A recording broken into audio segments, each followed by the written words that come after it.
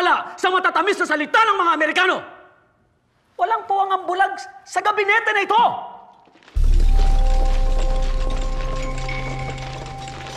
Paano ang aming mga negosyo?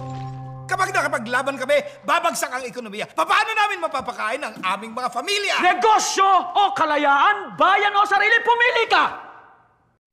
Magandang araw po sa inyong lahat. Welcome po sa panibagong reaction video dito sa Makapili TV. Ito ang pagkikwentuhan po natin itong nangyaring harassment na ginawa ng China sa West Philippines Sea dun sa ating mga sundalo. So, after mangyari nung insidente yon, dumalaw itong si Pangulong Marcos sa Palawan para, magbigay ng suporta sa ating mga kasundaluhan dun sa nasaktan nung nangyaring harassment. Yung sinira ng mga Chinese Coast Guard yung ating mga inflatable boat na yon. So, ito, pag panonoorin po natin to, tingnan natin kung tama ba yung sinasabi ni Pangulong Marcos, kung meron bang tawag dito, kung totoo ba yung mga sinasabi niya sa nangyayari. Kasi nga merong may mga nagsasabi na itong si Pangulong Marcos, iba yung sinasabi sa kanyang ginagawa. So, tingnan natin dito, himayin natin kung totoo ba yung sinasabi nga nila na ganun yung estilo ni Pangulong Marcos. Pero bago ang lahat, kung hindi ka pa nakasubscribe sa Makapili TV, baka pwede naman pakipindot yung subscribe button at the same time palike na rin ng video. Wala naman pong bayad dyan, kaya pindot na. So ito, panoorin po natin itong balitang to. Hindi nang uudyok ng gera ang Pilipinas. Iginit po yan ni Pangulong Bongbong Marcos sa pagbisita niya kanina sa Palawan. Sa gitna ng issue ng Biruin mo hindi raw nag-uudyok siya. Siyempre siya ang presidente natin, siya yung chief architect natin, siya yung nagkukumpas kung yung itatakbo ng gobyerno natin. So, sinasabi niya hindi raw nag-uudyok ang Pilipinas na magkaroon ng gera. Pero, bakit, di ba, yung paglalagay ng EDCA, yung laging pronouncement na yung mutual defense, laging yun yung laging ibinibida ng administrasyon natin na i-invoke na natin yung mutual defense sa Amerika. Andyan yung naglalagay tayo ng yung EDCA, andyan yung balikatan exercises. Alam naman natin na yun yung isa sa mga kinagagalit ng China sa ginagawa natin, kaya sila gumagawa rin sila ng ng mga hakbang nila kasi nakikita nila na nagpapalakas yung Amerika. Di naman siguro lingid sa ating lahat na talagang may hidwaan pagdating sa military power ang China at ang Amerika. Pero yung Amerika panay ang flex ng kanilang pandigma na kagamitan. So, in China, hindi nagpapatalo. So, ang ginagawa nila, ganun din. So, pinapakita nila sa Pilipinas na ano yung pwede nilang pantapat sa Amerika. Pero tayo, parang bulag na sinasabi, hindi naman kami makikipagdigma sa inyo . Pero meron kami mutual defense, andyan yung Amerika, andyan yung EDCA, meron kaming balikatan exercises, andun tumatakbo kami sa UN, andun yung mga G7, suportado kami. 'Di ba? Parang ang hirap paniwalaan na hindi ka nag-aano ng gera pero panay ang takbo mo sa ibang tao at parang doon mo naman sinisiraan yung China. 'Di ba? Parang ganun yung nangyayari. Pero ito po hindi po ako maka-China. Ako tinitingnan ko lang po yung kung ano yung nangyayari kasi kapitbahay natin yung China. Wala naman pong reputasyon yung China na nanakop ng bansa. Kasi kung titingnan po ninyo yung ginawa ni Pangulong Duterte nung panahon niya, nung kanyang administrasyon, malayang nakakapangisda, malayang nakakapag-resupply mission sa BRP Sierra Madre, nakakapangisda yung mga mangingisda natin, nakakapag-patrol yung ating mga barko. 'Di ba? Kahit nga yung mga mangingisda ng Zambales, sinabi na nga nila na nung panahon ni Pangulong Duterte na malaya sila nakakapangisda. Pero nung pumasok na yung administrasyong Marcos, At diyan na nagsimula yung sinira nila, yung usapan ng Pilipinas at ng China, naghigpit na. So, hindi na sila nakakapalaot ulit kung saan sila nakakakuha ng maraming isda. So, nandyan na rin yung nangyaring binobomba yung winawater cannon yung ating mga barko. Di ba?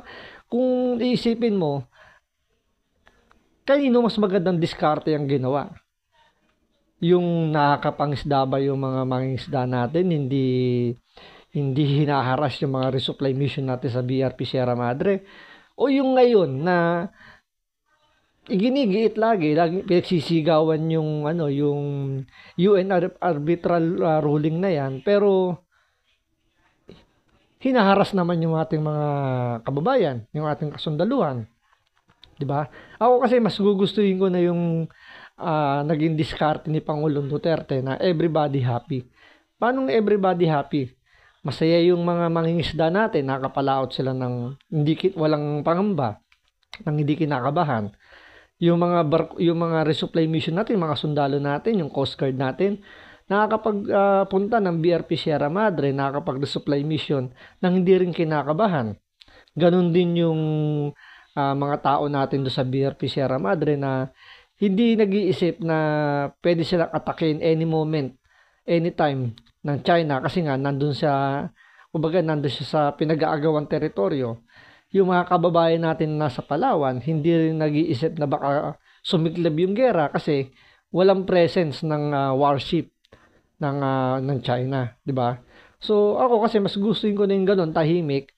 So ini-invoke ng China na kanila yung part ng West Philippine Sea, tayo ganun din. Ini-invoke din natin yung ating karapatan na pasok siya sa exclusive economic zone natin.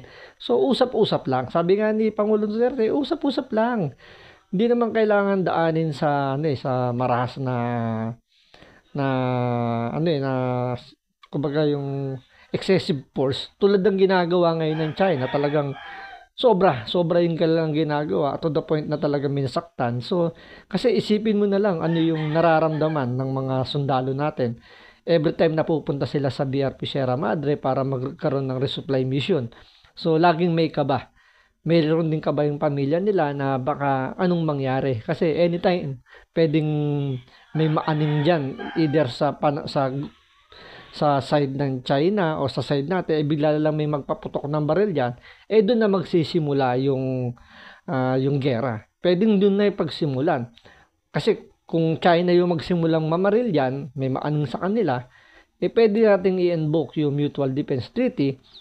Tingnan natin kung susunod o gagalaw na yung Amerika. Pero kung Pilipinas naman yung unang magpapaputok dyan ng baril, malamang iiwanan tayo sa ere ng Amerika. So, kahit sa mutingnan, Pilipinas pa rin yung talo. 'Di ba? Yun lang naman yung punto ko doon na hindi naman kailangan matigasan ng sobra sa China. Pwede mo naman i-invoke yung karapatan. Tulad ng ginawa ni Pangulong Duterte, i-invoke din niya yung karapatan natin.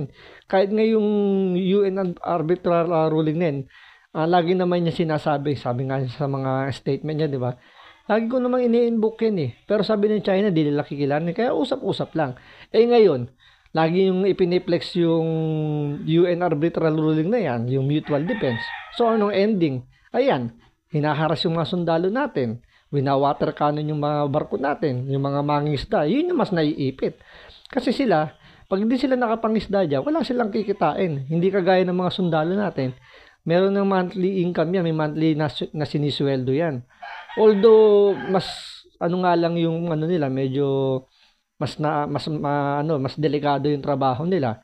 Pero syempre itong mga mangingisda, pag hindi sila lumaot, wala silang kikitain. So, ang ending, Pilipinas pa rin yung talo dahil sa ginagawang pang-uudyok ng Amerika. So, yun lang naman ang punto ko doon. Ating pagtatanggol sa teritoryo, inahayag din ng Pangulo na hindi raw din tayo magpapasupil at magpapaapi. Mula sa Palawan nakatutok live, si Joseph Mon. Joseph. Ivan, hindi gusto ng Pilipinas ang gera pero hindi rin daw tayo magpapagapi. Ito ang sinabi ng Pangulo sa mga... Hindi gusto ng Pilipinas pero gusto ng Amerika. So tayo, sunod-sunuran lang tayo. So, nangyayari parang puppet na nga lang. Gaya nga ng sinasabi nila dyan na pwede nga maging susunod na Ukraine ang Pilipinas kapag nagsimula yung gera. Kahit naman sinong Pilipino, tanungin mo, ayaw ng gera eh. Wala naman tayong mapapala dyan sa gera. Sino ba mas kikita sa gera? Siyempre, yung Amerika. Kasi malamang bibili tayo ng armas sa kanila para may magamit tayo sa gera. So, sino ang mas, kumbaga sino yung mayroong win-win solution? Diba? Kinalaban na nila yung China, kumita pa sila sa atin kasi bibili tayo ng armas. So, wala namang Pilipino gusto ng gera. Sundalo na hinaras ng China Coast Guard sa Ayungin Shoal noong June 17. Here represented to Seaman First Class Underwater Operator Jeffrey S. Facundo. Ginawaran ni Pangulong Bongbong Marcos ng Order of Lapu-Lapu na may ranggong kampilan si Seaman First Class Underwater Operator Jeffrey Facundo. Si Facundo ang naputulan ng hinlaki ng harangin ng China Coast Guard, ang Rotation and Resupply Mission o RORE sa Ayungin Shoal noong June 17. Nasa AFP Western Command sa Palawan ng Pangulo para bisitahin din ng mga sundalo, mag-iisang linggo matapos ang salpukan ng China at Pilipinas. Bago ito, nagkaroon ng pagkakataon ng pamilya ni Facundo na personal na makausap ang Pangulo. Kinausap din ng personal at ginawaran ng Pangulo ng Order of Lapu-Lapu na may ranggong kamagi ang 79 na iba pang mga sundalo mula sa Philippine Navy at Marines na nagtangkang mag-rotation at resupply mission sa Ayungin Shoal noong Lunes. Ito parang sa akin pampalubag-loob na lang tong yung pagbibigay ng award. Oo, magandang magandang achievement para sa mga sundalo natin na meron silang makuwang mga medal. Siyempre parang sa eskwelahan, 'di ba? Nakaka-proud kapag meron kang mga medals na nakukuha. Pero siyempre yung takot ng pamilya ng mga yan during nung mga oras na yun na sila hinaharas ng Chinese Coast Guard, 'di ba? So ibang-iba yung takot ng mga pamilya niyan. Siyempre, kahit sila mga sundalo, nakaramdam din ng takot yan na siyempre hindi na nila alam kung makakabalik ba sila ng buhay kasi kinukuyog na sila eh. So ako kasi parang mas naaawa ako sa mga sundalo natin kasi oo, trabaho nila yan yung sinumpaan nilang trabaho na ipagtatanggol nila yung ating soberanya. Pero syempre may mga tao din yan, may mga pamilya rin na ayaw nilang maiwan, ayaw nilang maulila kasi kumbaga sila yung mostly dyan iba, sila yung talaga mga yung nagtataguyod. So paano na kung sila ay mawala, paano na yung pamilya nila? So siyempre andun yung takot, andun yung lahat, mixed emotion na yon. So mas naaawa ko rin sa mga sundalo na wala silang magawa kapag sinabi nung commander-in-chief nila, yung presidente natin, na lumaot kayo doon, magbantay kayo doon, wala silang magagawa. Kailangan nilang sumunod. So, ang kakapitan lang nila is yung lakas ng loob, yung tsaka yung panalangin sa ating Diyos na walang mangyari na hindi maganda. So, sila yung mas nakakaawa. Kaya nga, itong pagbibigay ng medals na to, para sa akin, pampalubag loob na lang to, para at least, alam nyo yun, na maibsan ng konti yung kanilang naramdaman, yung takot, yung trauma ng mga oras na yun. Kasama ng Pangulo si Defense Secretary Gilberto Teodoro at AFP Chief of Staff General Romeo Browner Jr. Sa stage, nakabato ang video ng mga sundalong nanonood mula sa BRP Sierra Madre sa Ayungin Shoal. Pinapurihan ng Pangulo ang katapangan ng mga sundalong Pilipino sa harap ng mga marahas na aksyon ng China Coast Guard.